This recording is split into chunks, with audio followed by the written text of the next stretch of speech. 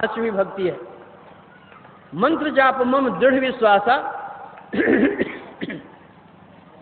पंचम भजन सो वेद प्रकाशा। पांचवी भक्ति है गुरु प्रदत्त मंत्र जो है उसका जप करो। भगवान का नाम तो सब कोई लेते ही हैं, लेकिन गुरु प्रदत्त मंत्र जो होता है वो उत्तम होता है। एक गंधक होती है जो पंसारी की दुकान में मिलती है, एक गंधक होती है जो वैद्यराज की दुकान में मिलती है। पंसारी की दुकान की गंधक आप खाइए, शरीर में घाव हुआ है। वैद्यराज की दुकान से आप गंधक लीजिए तो घाव को आपको वो गंधक छुड़ाएगी। क्या हुआ? पंसारी की दुकान की जो गंधक होती है वह कच्ची गंधक होती है, वैद्यराज की दुकान की जो गंधक होती है वह शोधी हुई गंधक होती है। उसी तरह जो संत सदगुरु जिन्होंने साधना करके तपा लिया है अपने को, मंत्र का भी शोधन कर लिया है, उस शोधा हुआ मंत्र जो आप पाएंगे तो आपका भी मन शुद्ध हो जाएगा। जिस नाम का हम जप करते हैं, जिस इष्ट का नाम हम लेते हैं, उसका रूप भी हमारे सामने आता है। वो मानस जप और मानस ध्यान, यह पांचवी भक्ति में है।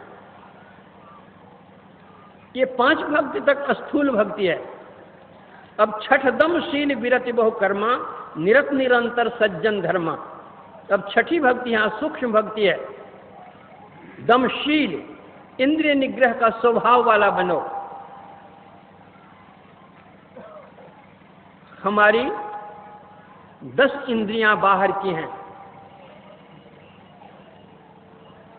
इन इंद्रियों का जो दमन किया जाता है, निग्रह किया जाता है, यह दम की साधना है और यह छठी भक्ति है। 10 इंद्रियां, हमारे दोनों हाथों में ये 10 अंगुलियां हैं। जिस किसी चीज को अगर दोनों हाथों से हम जोड़ करके पकड़ लें, 10 अंगुलियां जुड़ जाएंगी जहां पर, तो संपूर्ण शरीर का बल 10 अंगुलियां पर आ जाएगी।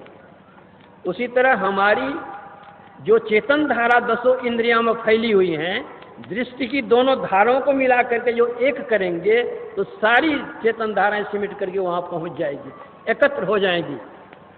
दृष्टि की दोनों धाराएं मिलकर के जहां एक होगी वहां बल प्राप्त होगा, सिमटाव होगा, ऊर्ध्वगति होगी और तमसोमा ज्योतिर्गमय हो जाएगा, अंधकार का प्रकाश में चले जाएंगे। ये 10 इंद्रियां बाहर में छूट जाएंगी और आप भीतर चले जाएंगे। इस प्रकार इंद्रियों का दमन होगा। छठी भक्ति जो है यह दम की साधना है, दृष्टि योग की साधना है। छठ दम शील विरति बहु कर्मा निरत निरंतर सज्जन धर्मा। और जो सज्जनों का धर्म है वो कर्म करो। सज्जन क्या करते हैं? झूठ बोलते हैं, चोरी करते हैं, नशीली चीज लेते हैं, हिंसा करते हैं, व्यभिचार करते हैं। नहीं नहीं नहीं, इन पंच पापों से विरत रहते हैं संत। यह संतों का धर्म है।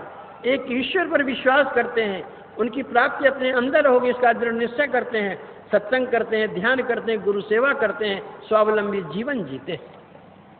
तो इस तरह कर्म करते हुए छठी भक्ति जो दृष्टि योग की है वह करो। 7वीं भक्ति भगवान कहते हैं सातम सम मोहिमय जग देखा मोते संत अधिक करी लेखा। जहां दम की साधना है वहां शम की साधना होगी, इंद्रिय निग्रह के साथ मनोनिग्रह की साधना होती है। यह 7वीं भक्ति मनोनिग्रह की साधना है। मन जितना कुराफात करता है यह मन ही है। मन एव मनुष्यानां कारणं बंध मोक्ष यो। यह मन ही है हमारा जो बंधन में डालता है, यह मन ही हमारा जो बंधन से हमको मुक्त करेगा। गीता में भगवान ने कहा आत्मा ही आत्मा का शत्रु है, आत्मा ही आत्मा का मित्र है। भगवान बुद्ध ने कहा जितनी भलाई हमारे माता पिता कुटुंब परिवार कोई नहीं कर सकते, उतनी भलाई सुमार्ग पर लगा हुआ हमारा मन करता है। और उतनी बुराई हमारा दुश्मन का भी दुश्मन होगा वह भी नहीं कर सकता, जितनी बुराई कुमार पर लगा हुआ मन करता है। इसलिए मन का निग्रह जो है यह बहुत महत्व रखता है, क्योंकि मन ही इंद्रियों को प्रेरित करता है।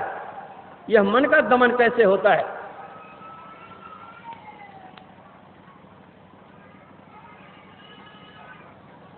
उपनिषद में आया है, भगवान श्री राम ने हनुमान जी को उपदेश दिया है, मनोमत गजेंद्रस्य विषयोद्यानचारिण नियामन समर्थोयं निनादो निशितांकुश।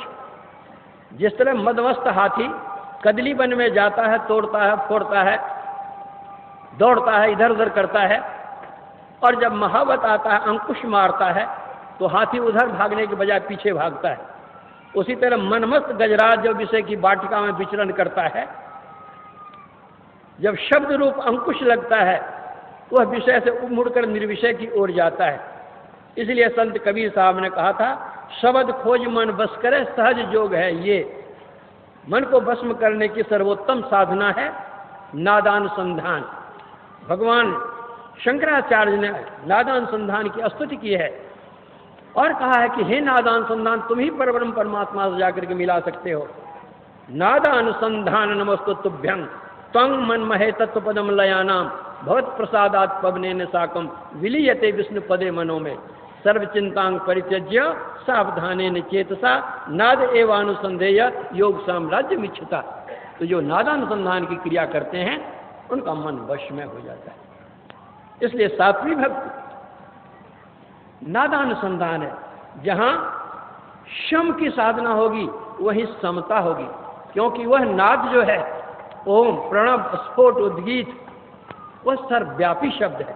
उस सर्वव्यापी शब्द को जो कोई पकड़ लेता है वह सब में एक ही एक आत्मा को, परमात्मा को देखता है। जीवात्मा परमात्मा से भिन्नता नहीं। गाय बैल ब्राह्मण क्षत्रिय वैश्य शूद्र जड़ चेतन में कोई भिन्नता नहीं रह जाती। सिया राम में सब जग जानी करो प्रणाम जोर जुग पानी, यह स्थिति आ जाती है उसकी। सातम सम महिमय जग देखा और मोते अधिक संत करी लेखा। कहते मुझसे बढ़कर के संत को मानो सबरी। जहाँ ये 7 भक्तियाँ पूरी हो जाती हैं वहाँ 8वीं और 9वीं भक्ति उसका फल स्वरूप हो जाता है। 8म जथा लाभ संतोषा, जो उसको मिल जाएगा उसमें वो संतोष करेगा। सपना नहीं देखा ही परदोषा, वो दूसरे का दोष क्यों देखेगा। जितनी देर वह दूसरे के दोषों को देखेगा उतनी देर तो अपने भगवान के इस रूप को देखेगा। जितनी देर वह दूसरे की निंदा करेगा उतनी देर तो भगवत चर्चा करेगा, भगवत गान करेगा, उसमें अपना समय बितावेगा। दूसरे की निंदा करने में अपना समय क्यों बितावेगा वह? व्यर्थ का समय, अनमोल जीवन को व्यर्थ में क्यों बिताएगा वो? 9वीं सरल सब संचलहीना। 9वीं भक्ति है सबसे वह सरल हो जाएगा, छलहीन हो जाएगा। कपट किससे करेगा? सिया राम में सब जब एक ही देखेगा तो छल किससे करेगा, कपट किससे करेगा? और छल कपट करने वाला इधर जा ही नहीं सकता कभी। एक ईश्वर का भरोसा करेगा वह, हर्ष न देना, हर शोक से वो ऊपर उठ करके रहेगा। इसको प्रभु मिल गए फिर बाकी क्या रह गया। हम लोग बाजार जाते हैं, कपड़े वाले की दुकान पर बैठते हैं और पूछते हैं इस कपड़े की कीमत कितनी है? तो कहते हैं इस कपड़े की कीमत 5000 है। तो हम कहते भाई कुछ कम कीजिए। बोला नहीं हमारे यहाँ एक दाम है। अच्छा भाई 5000 उसको दे देते हैं। तो जो हमको कपड़ा देने लग जाता है तो एक प्लास्टिक के थैले में करके हमको कपड़ा दे देता है। तो मोल मुलाए तो जो हम कुछ करते हैं उसे कपड़े की करते हैं, थैले की कीमत तो नहीं मानते हैं, हम पूछते भी नहीं हैं।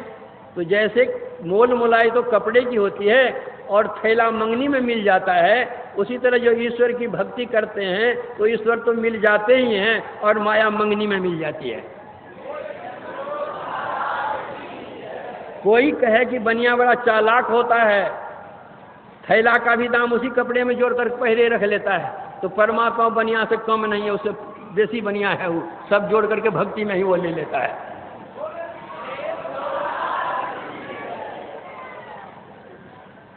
फिर भगवान राम शबरी से पूछते हैं सीता जी के संबंध में।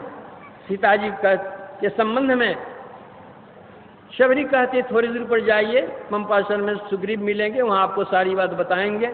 फिर भगवान श्री राम के सामने ही वह सारी बातों को कह करके योग की अग्नि में अपना शरीर छोड़ती है और उस धाम को जाती है जहाँ से कोई लौटता नहीं है।